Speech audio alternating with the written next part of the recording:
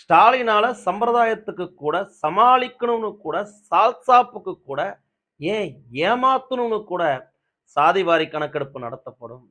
அனைத்து சமுதாயங்களுக்கும் இடஒதுக்கீடு பகிர்ந்தளிக்கப்படும். 69% இடஒதுக்கீட்டை பாதுகாக்கப்படும். வன்னியர்களுக்கான இடஒதுக்கீட்டிற்கு வழிவகை செய்யப்படும் சொல்லாமலேயே சட்டப்பேரவை தேர்தலை சந்திக்கிறதுக்கான துணிச்சல் திமுகவுக்கு இருக்குன்னா அதுக்கு என்ன காரணம்? இதுக்கு என்ன காரணம்? அவன் வன்னியர்களை முட்டாளா நினைக்கிறான். வன்னியர்களை கையேந்தக்கூடியவர்களா நினைக்கிறான். வன்னியருடைய வறுமையை பயன்படுத்தி அவளுக்கு 1000மோ 2000மோ தூக்கி போட்டா குடிக்கிறதுக்கு சாராயத்தை ஊத்தி கொடுத்துட்டா உரிமையை பத்தி கவலைப்படாம, அவங்க குடும்பத்தை பத்தி கவலைப்படாம, நாளைய சந்ததிகளை பத்தி கவலைப்படாம, இந்த கூலியாவே கடந்தாலும் பரவாயில்ல, நம்ம பிள்ளைங்க பிச்சை எடுத்தாலும் பரவாயில்லன்னு நம்ம ஓட்டு போட்டுடுவோம். திமுக ஒரு தப்பு கணக்கு போட்டு வச்சிருக்கான். அந்த துணிச்சல் தான் அவனுக்கு இந்த கடைசி 3 நாள் துணிச்சல். இந்த கடைசி 3 நாள்ல ஒவ்வொருத்தன் வீட்லயா தட்டி தட்டி 1000மோ 2000மோ கொடுத்துட்டா போதும், ஜெயிச்சிடலாம். இவனுக்கு எதுக்கு இடஒதுக்கீடு? அந்த துணிச்சல் தானே. அந்த தப்பு கணக்கு மட்டும் எடுப்படாது. கொஞ்சம் யோசிச்சு பாருங்க.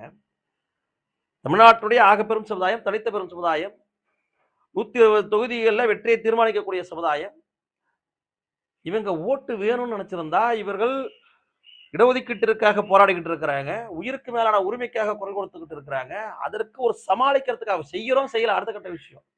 போன வாட்டி சொன்னீங்கல்ல, ஏமாத்துனீங்கல்ல, 15% கொடுப்போம், நாங்க வந்து ஆட்சிக்கு வந்தா 15 கொடுப்போம் அப்படிலாம் சொன்னாங்கல்ல. அப்படியா கூட ஒரு இடத்துல கூட ஒரு வார்த்தை சொல்லலைன்னா மு.க. ஸ்டாலினுக்கு என்ன துணிச்சல் இருக்கு?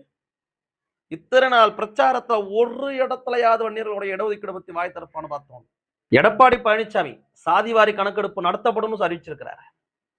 மத்திய பாஜக அரசு 2027 மக்கள் தொகை கணக்கெடுப்போட சாதிவாரி கணக்கெடுப்பு நடத்தணும்னு சொல்லி அறிவிச்சிருக்கிறாங்க.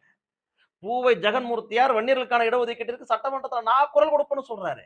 ஆனா திமுக என்ன சொன்னிச்சு வரைக்கும்? திமுக கூட்டணி கட்சிகள் ஏதாவது வாய் திறந்திருக்கா?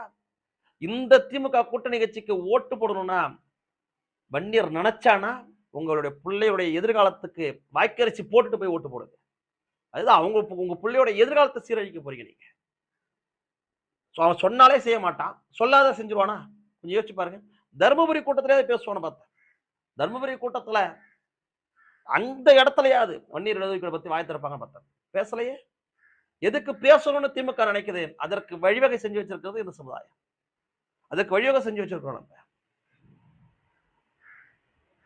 எந்த இனமாவது உரிமையை வித்துட்டு வாழ்ந்துகிட்டு இருக்குமா?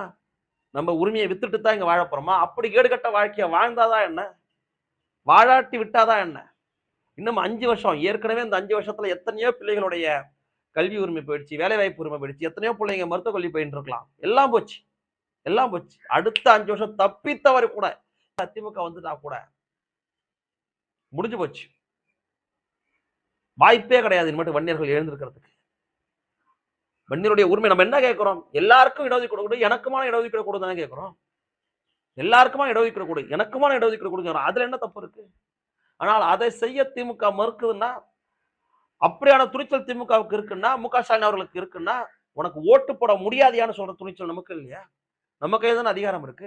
அவன்கிட்ட தூக்கி கொடுத்துட்டு நம்ம என்ன பண்ண போறோம்? பிச்சை எடுக்க போறோமா? நம்ம பிச்சை எடுக்கிறோம், ஓகே. நம்ம பிள்ளைங்களையும் பிச்சை எடுக்க விட போறோமா? கையேந்த விட போறோமா ரோட்ல? சிந்திக்க வேண்டாமா? தவறி திமுக வந்துருச்சு. இடஒதுக்கீடு கொடுக்க மாட்டான், சாதிவாரி கணக்கெடுப்பு நடத்த மாட்டான். அடுத்த தேர்தலை சந்திக்கக்கூடிய ஏதேனும் ஒரு கட்சி வாய்ப்பு இருந்தா கூட அவனும் வன்னியர்களுக்கு இடஒதுக்கீடு கொடுக்காம திமுக 10 வருஷம் ஆட்சியில் இருந்துச்சு. வன்னியர்களுக்கு இந்த அரசியல் புரிதல்லாம் இல்ல, அதிகார புரிதல்லாம் இல்ல, அவங்க நம்ம மட்டும் கொடுக்கணுமான நினைப்பா இல்ல. அவன் நம்ம எப்படி தப்பு சொல்ல முடியும்? இந்த ஒரு தடவை விட்டுட்டோம்னா இது வாழ்வா சாவா போராட்டம் கூட கிடையாது. நம்முடைய தனிப்பட்ட வாழ்வா சாவான் இல்ல. வாழ்வா சாவானா நம்ம வாழ்ந்தா என்ன செத்தா என்னது. ஆனால் இந்த பிரச்சனை என்பது, இடஒதுக்கீடு பிரச்சனை என்பது நம்முடைய சந்ததியர்களுடையான பிரச்சனை. நம்முடைய சந்ததியர்கள், நம்முடைய வம்சாவழியினர், நம்முடைய பிள்ளைங்க வாழணுமா வாழக்கூடாதான முடிவெடுக்கக்கூடிய உரிமை உங்க ஓட்டுல இருக்கு, உங்க கையில இருக்கு. நீங்க ஏதோ ஓடி ஓடி உழைச்சி சொத்து எழுதி வைக்கிறது இல்லை. அவங்களுக்கு இந்த உரிமையை கொடுத்துட்டு போங்க. இந்த உரிமையை கொடுத்துட்டு போங்க. அவன் படிச்சு முன்னேறிப்பான். இந்த காலத்துல அதுதான் தேவையா இருக்கு.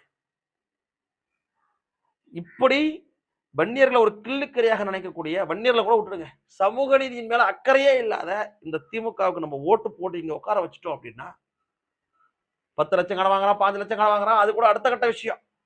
கஞ்சா விற்கிறான், போதைப் பொருள் விற்கிறான், தலையெழுத்து. அப்படிதான் சாவணும்னு தலையெழுத்து இருந்துச்சுன்னா வண்டியில் அடிப்படை செத்தன்ற மாதிரி எவனாவது போதைக்கார கஞ்சா போதையை போட்டு எதற்கு வரானா அவன் வெட்டி செத்துட்டு போறோன்னு தலையெழுத்துன்னு போயிடலாம். ஆனால் தெரிஞ்சே நம்முடைய உரிமையை 1000க்கோ 2000க்கோ விற்கிறது இருக்குல்ல, மானகட்ட பொழப்பு. மானகட்ட பொழப்பு. இப்படி சொல்றது சரியானு எனக்கு தெரியல. ஆனா புரிய வைக்கணுமே. வாழ வழி இல்லாம தான் பிள்ளைய காப்பாத்துறதுக்காக ஒரு பெண்மணி தப்பான ஒரு முடிவெடுத்தா கூட அதுல ஒரு காரணம் இருக்கு. ஆனா உரிமைய விக்கிறது இருக்குல்ல, அதை விட கேவலமானது. இன்னைக்கு 1000க்கோ 2000க்கோ சாராயத்துக்கும் ஆசைப்பட்டு உரிமைய உன்னுடைய உரிமையை விக்கல, நம்முடைய உரிமையை விக்கல, தான் பிள்ளையோட எதிர்காலத்தை அழிச்சிட்டு இருக்கோம். அடுத்த சந்தையினுடைய எதிர்காலத்தை வாழ்க்கைய சீரழிச்சுக்கிட்டு இருக்கிறோன்றத சிந்திச்சு ஞாபகத்துல வச்சுக்கிட்டு ஓட்டு போடுவோம்.